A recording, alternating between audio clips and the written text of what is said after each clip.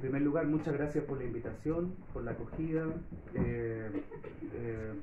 Para mí, de verdad, fue una sorpresa que me hayan invitado y una muy grata sorpresa porque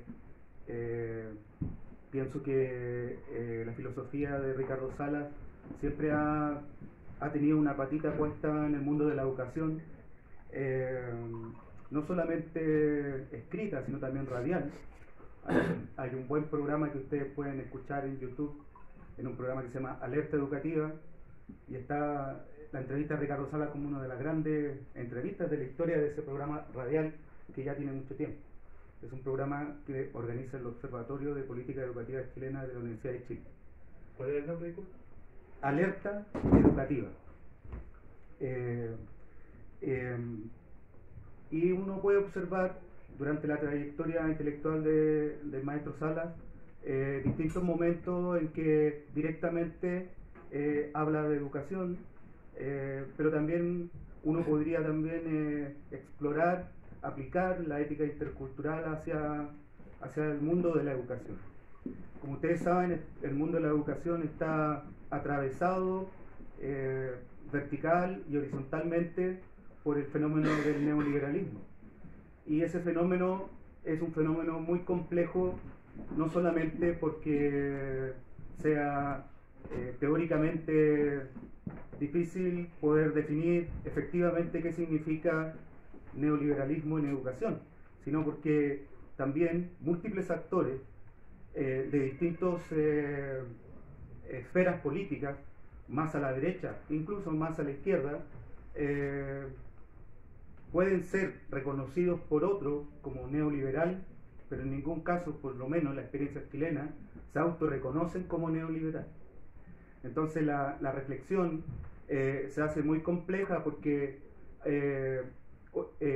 sin el ánimo de desenmascarar a nadie o hacer una ¿cómo se dice?, una exposé a un grupo político o a otro grupo político. Cuando uno se toma en serio el problema del neoliberalismo y la educación, es decir, cuando uno mira a los actores que están directamente involucrados, los profesores, los estudiantes, las academias universitarias, cuando uno mira los equipos directivos, cuando uno hace un poco más de etnografía y no solamente filosofía, por decir filosofía teórica, uno de verdad siente que el neoliberalismo no solamente tiene una presencia en el modo en cómo se gobierna la educación, sino también en el modo en cómo se gobiernan las subjetividades. Y en ese sentido, el gobierno de las subjetividades va de la mano con el modelo de gobernanza de la educación y de los sistemas educativos. Por de pronto, existe una fascinación en las últimas décadas en nuestro país respecto de mirar el fenómeno educativo desde el punto de vista del sistema escolar o desde el punto de vista de lo sistémico, soslayando o dejando a un lado o definitivamente divorciando el mundo de la educación del mundo de la cultura, como si el mundo de la educación solamente fuera un espacio en el que dialoga las estructuras sistémicas, casi olvidando la dimensión cultural. Y es bien interesante entonces desde esa perspectiva, si es que partimos del supuesto que la hermenéutica es también sobre todo aplicación, como decía Gadamer, mirar la filosofía o estudiar la filosofía de Ricardo Salas, aplicándola a este divorcio que existe entre el mundo educativo, divorcio digo, intelectual, entre el mundo educativo y el mundo cultural. La semana pasada concluimos, les cuento una anécdota, la semana pasada concluimos un diálogo que llevaba aproximadamente 10 meses y logramos reunir múltiples partes de un SLEP o un modo de administrar la educación pública nuevo en Chile, de Atacama, con los múltiples actores políticos, y los múltiples intereses para poder llegar a, recién, después de 10 meses, comenzar a ver si podemos trabajar en función de lo que nos convoca, que es la educación de los niños y jóvenes en edad escolar, niñas y niños jóvenes en edad escolar. Es decir, cuando yo escucho el problema del conflicto de traducción, de asimetría, de poder, yo miro el mundo, donde me muevo, lo veo casi como una especie de laboratorio, y lo digo en el buen sentido de la palabra laboratorio, en el sentido, digamos, pragmático de la palabra laboratorio, donde uno puede aprender haciendo, y no solamente trae recetas como a lo mejor ustedes lo escuchan diariamente, ¿cierto? Que viene la receta de Australia, viene la receta de Estados Unidos, viene la receta de Francia, viene la receta de Islandia y por supuesto viene la receta de Finlandia, como si Finlandia fuera, por decirlo de alguna manera, el paradigma hacia el cual el sistema escolar debiera dirigirse. Cuando uno ve cómo votan en la democracia finlandesa, uno podría preguntarse si ese es el modelo educativo que queremos tener. La derecha y la extrema derecha en países como Finlandia es fuerte y es, digamos, son los sistemas escolares modelos. ¿Qué decir del fenómeno asiático? Nos combinamos a copiar el modelo de calidad asiático, partiendo por el chino, pero da escozor ver cómo son las salas de clases de niños en escuelas públicas chinas. Shanghái, por ejemplo, el 1% más pobre, se dice desde la OCDE, el 1% más pobre de las escuelas de Shanghái es inmensamente mejor que el 1% más rico de las escuelas de Santiago de Chile. Como si ese fuera el conflicto, ¿no? Como si el conflicto que hay por la calidad de la educación fuera el conflicto que los organismos internacionales, el Banco Mundial, la OCDE, y aquí lo digo con el mayor de los respetos, también la UNESCO, le imponen a los sistemas educativos acá del sur. Cuando uno hace, en realidad esto se llama parafraseo, porque en realidad no quiero ir hacia la otra dimensión más arriba del parafraseo, pero a mi estudiante yo le hago parafrasear una y otra vez para ver si en algún momento de ese parafraseo podemos llegar a ideas propias, como cuando uno le da vuelta a una idea, o cuando uno piensa algo y lo repite a ver si sale algo nuevo. Por eso se llama parafraseo. Y uno de los elementos interesantes cuando miramos la historia reciente o la historia del tiempo presente del sistema educativo chileno, uno se da cuenta de inmediato que el Banco Mundial, como dice un investigador de Dinamarca, el Banco Mundial es el chico malo, la OCDE es el chico experto y la UNESCO es el niño bueno.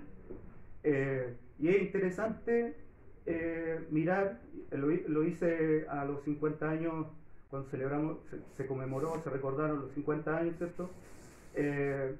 Remirar lo que ocurría, por ejemplo, con el proyecto educativo Escuela Nacional Unificada, no con el ánimo de polemizar con ese proyecto, sino que discutir directamente con él. Y uno puede encontrar, incluso en ese proyecto, que es un proyecto de izquierda, por decirlo políticamente, puede encontrar elementos también, entre comillas, imperialistas. Cuesta encontrar en la bibliografía, cuesta descubrir y destapar las capas, ¿cierto? Pero uno al leer el proyecto y al leer también elementos que son bastante controversiales, como por ejemplo las actas que se suponía estaban perdidas de la Escuela Nacional Unificada del proyecto de la Unidad Popular de Salvador Allende, uno puede observar cómo también ahí ya estaba el modelo que comenzó a crecer a nivel global después de la Segunda Guerra Mundial. ¿Por qué no? ¿Por qué no iba a estar ahí? En realidad, por puro prejuicio, uno no lo ve, pero si uno empieza a revisar la conflictividad del actual modelo neoliberal, me quedan 5 minutos, del actual modelo neoliberal, y uno va hacia las raíces, como se está haciendo en una interesante discusión sociológica crítica europea, que está dialogando con Brasil y con Chile, uno puede ir hacia atrás y revisar que esa conflictividad está presente incluso en ese periodo que uno podría decir es lo totalmente opuesto al neoliberalismo. El ánimo de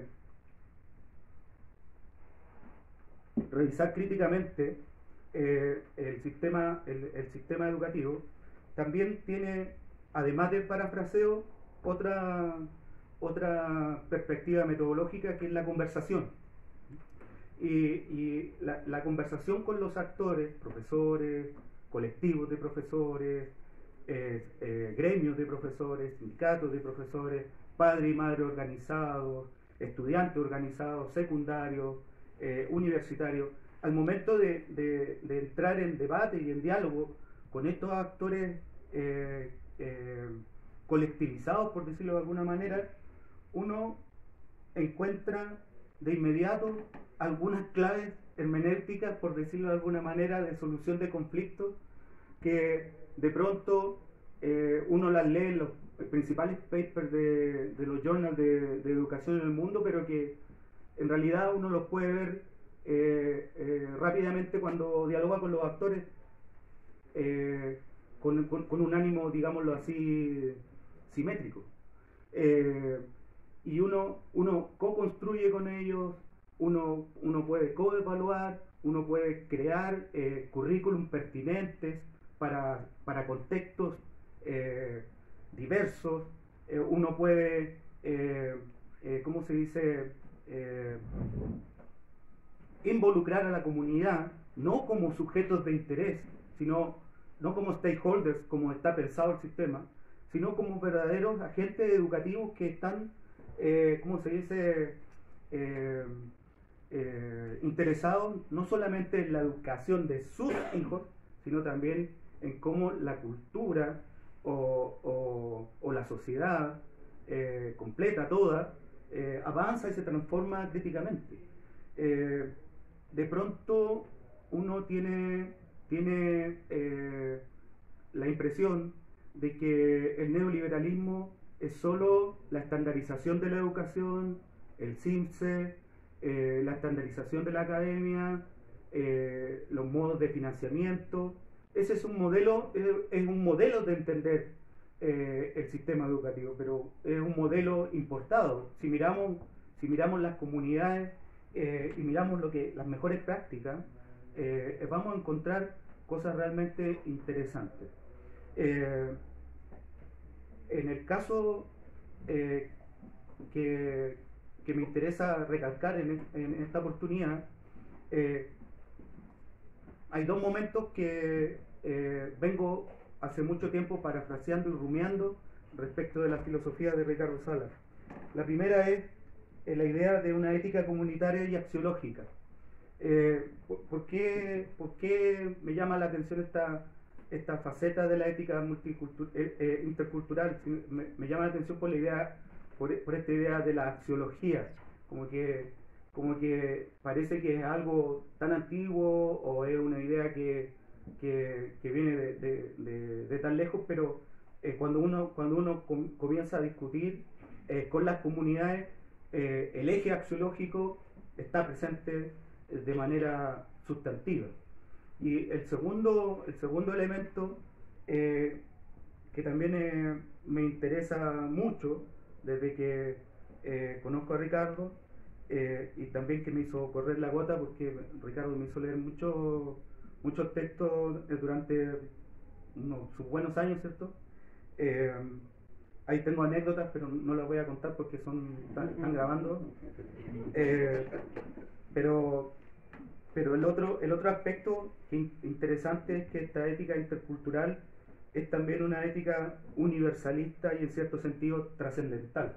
Esa mezcla entre lo comunitario axiológico y la pragmática trascendental a mí me parece que es un elemento genial, digámoslo así, de esta ética, que no es solo un pegar o un juntar dos cosas con un pegamento de mala calidad, sino que efectivamente, si miramos ese momento hermenéutico de la ética, el momento hermenéutico de la ética intercultural y el momento pragmático de la ética intercultural, vamos a ¿cómo se dice?, a descubrir que para mirar el mundo de la educación y para mirar los conflictos que ahí ocurren, más allá de la política y la politiquería, es decir, poniéndonos en el lugar de las comunidades y los actores,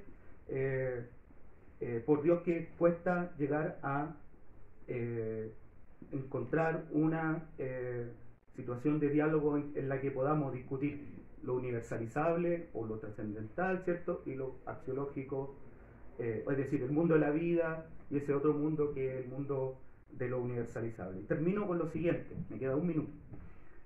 Uno de los elementos que cruza también el sistema escolar, no solamente chileno, ¿cierto?, el fenómeno de la violencia. Gran noticia de la semana pasada, antes pasada, un liceo en Temuco colocó, ¿cómo se dice?, unos detectores de metal y unos ¿cómo se dice?, cuando se ve el rostro y te sabe el nombre de la persona, no me acuerdo cómo se llama. Era como la gran novedad para solucionar la violencia al interior del liceo. Un liceo cuyo director fue elegido por alta dirección pública. En otros liceos del norte del país se pretende colocar drones en el momento del recreo, de tal manera que los drones estén mirando qué hacen los estudiantes, digamos, y también tienen estos procesos de identificación de los... La violencia que vemos en el mundo infantil o adolescente o juvenil y que está dentro de la escuela y que muchas veces es violencia no escolar, ¿cierto?